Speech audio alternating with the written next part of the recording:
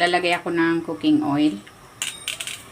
Igigisa ko muna itong bawang. Igisa natin ito hanggang sa mag-golden brown.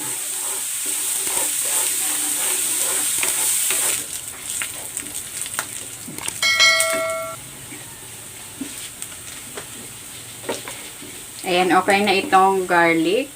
Magtatabi ako ng konti pang toppings ko mamaya. Igigisa ko na dito itong talbos ng kamote. Ito ay 2 tali.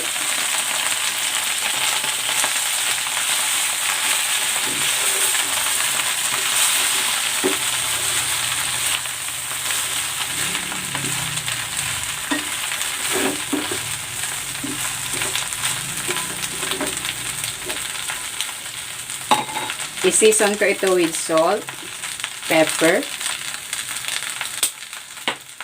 at maglalagay ako ng oyster sauce.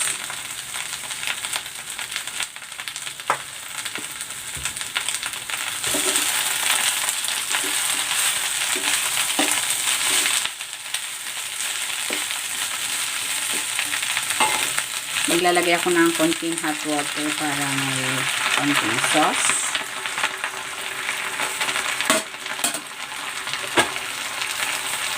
Takpan muna natin para maluto yung ating talbos.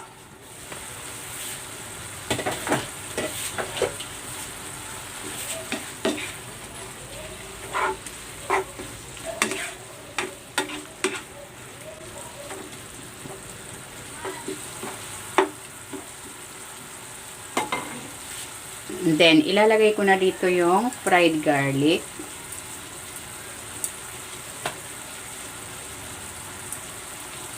Ayan, luto na itong ating ginisang talbos ng kamote with garlic and oyster sauce. Sahanguin ko na ito.